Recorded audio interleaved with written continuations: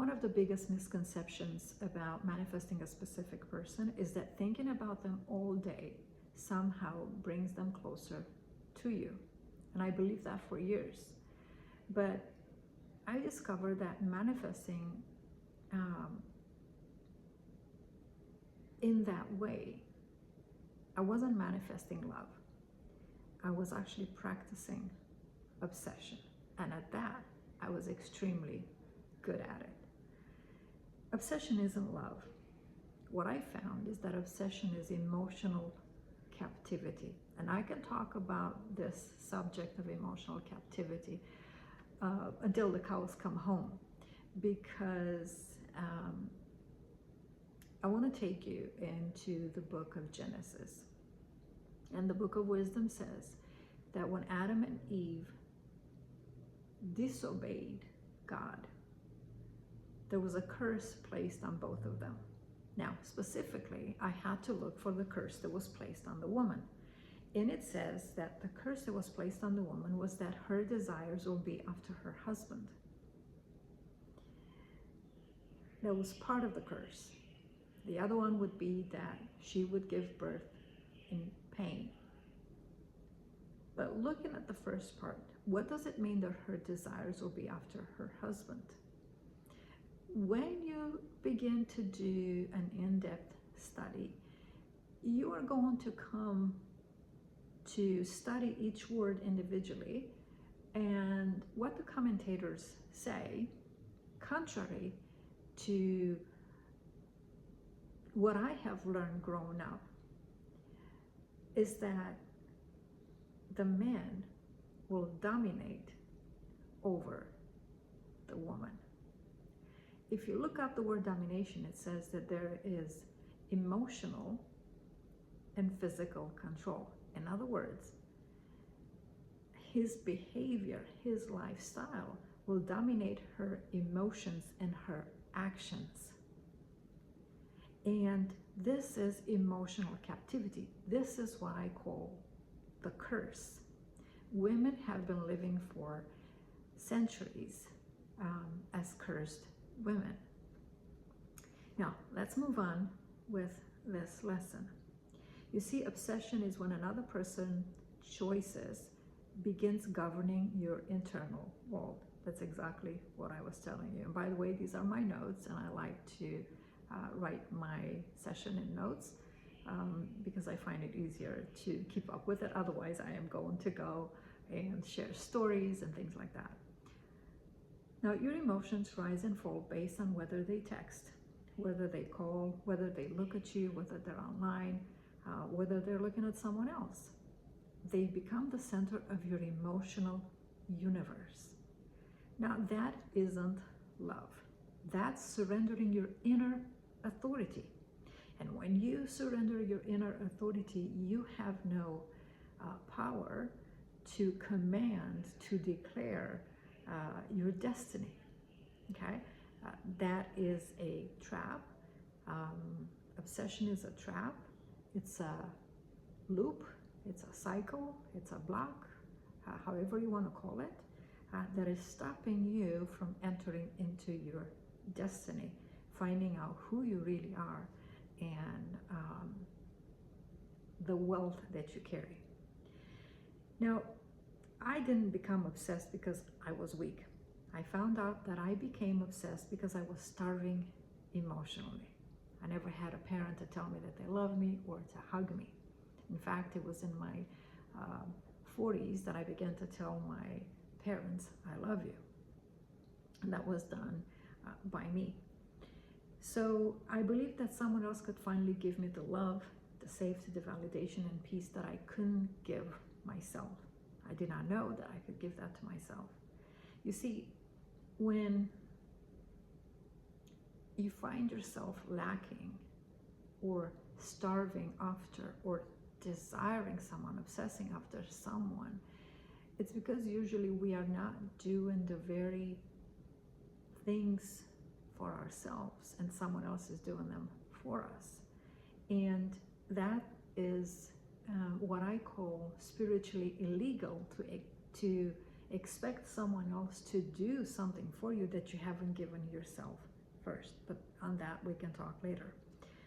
So when you're obsessed, your brain begins scanning constantly. I know what that is like, day and night. You begin scanning for everything that was, for everything that is, and for everything that will be. You're looking for signs, you're replaying conversations, you're imagining different outcomes, you're checking your phone, you are creating stories. What is happening is your nervous system never gets the permission to rest because it believes that love is an emergency. So here are a few steps that I would like to take you through, and I would encourage you to start applying them. I think it will help support you to overcome obsession. Step number 1, become aware and ask yourself, how many times today did my mind go to him or her? Don't judge yourself. Just observe. I used to punish myself and force my mind not to do so, and I started having headaches. And not the ordinary headaches that you have and you take a pill, but even mentally disturbed, and wasn't able to recover.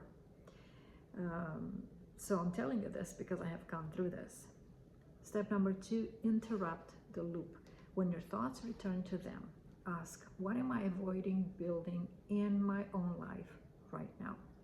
When a woman is not focused on herself, focused on her destiny, focused on her wealth, in other words, you're not focused on remembering your identity before the fall and the wealth that you had, and to begin to work towards it, you are going to find yourself in the place of being cursed, right?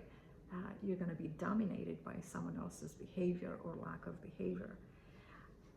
And what happens when you ask yourself this question, this is going to redirect your attention towards your growth, as I said. Step number 3, replace obsession with creation. You can say, every hour I spend replaying someone else's choices is an hour I am not building my own future. Redirect your energy to learning, exercise, business, prayer, journaling, walking, or creating. And step number 4, teach your nervous system safety. This is big on the internet right now. For example, your peace cannot depend on another's behavior.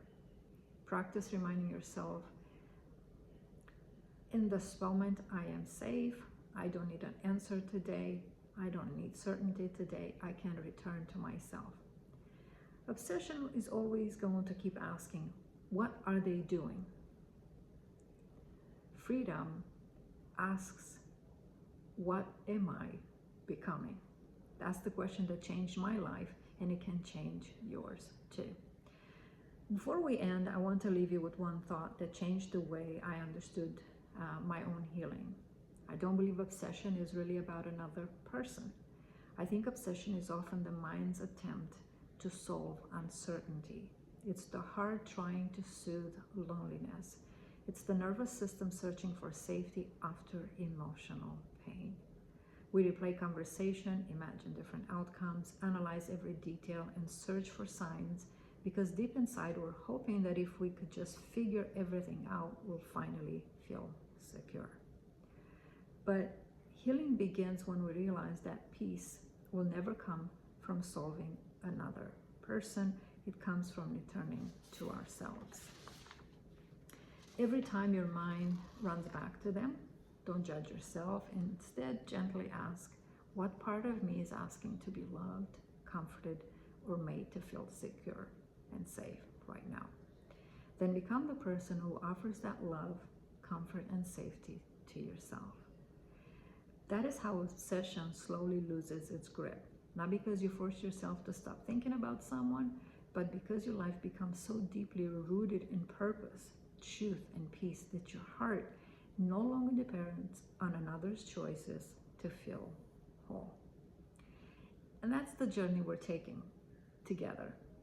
Not learning how to hold on to someone else, but learning how to come home to ourselves. Now, until next time, guard your heart, build your life, and become the woman.